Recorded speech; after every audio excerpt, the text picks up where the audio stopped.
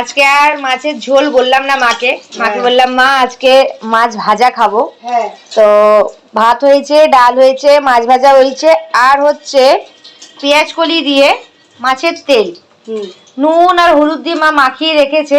আর এটা কিসের মশলা মা? একটা শুকনো লঙ্কা, একটু আদা রসুন। শুকনো লঙ্কা আর আদা রসুন, আর এইদিকে রয়েছে পেঁয়াজ কলি। হলুদ নুন দিয়ে মেখে রেখেছি মা। কি পেঁয়াজ কলিটাকে? হ্যাঁ আচ্ছা ঠিক আছে। এবার করবো, আমরা এইভাবে খাই, শীতের সময় আমরা এইভাবে বেশি করে খাই। হ্যাঁ মাছের তেলটা আমরা এটা কাতলা মাছের, তাই তো মা? হ্যাঁ কাতলা মাছের তেল। তো চলো রেসিপিটা তোমাদের সাথে শেয়ার করছি। কড়াইতে তেল গরম আছে, এর মধ্যে মা দিয়ে দেবে কি ফোড়ন দেবে? 5 ফোড়ন।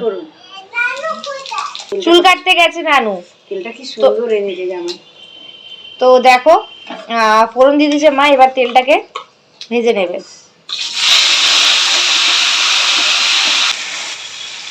মাছের তেলটা ভাজা হয়ে গেছে, এবার মা আদা রসুন আর শুকনো লঙ্কার পেস্টটা দিয়ে দিচ্ছে 1 চামচের মতো। এবার ভেজে নেবে। এবার মা পেঁয়াজ কলিটাকে দিয়ে দিচ্ছে।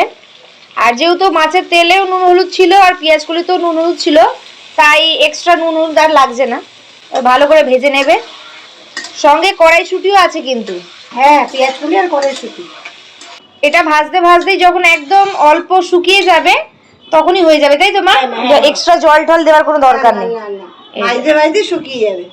তো দেখো কড়াইশুঁটি আর পেঁয়াজ কলি দিয়ে কাতলা মাছের তেল একদম রেডি। গরম গরম ভাতের সাথে জাস্ট অসাধারণ লাগবে। মা এখন গরম আছে মা? হ্যাঁ গরম আছে তো। হ্যাঁ তো চলো ভাতটা বেড়ে খেয়ে নি, না হলে ঠান্ডা হয়ে গেলে ভালো লাগবে না। চলো ভিডিওটা এখানে শেষ করছি, টাটা করে দাও মা। টাটা।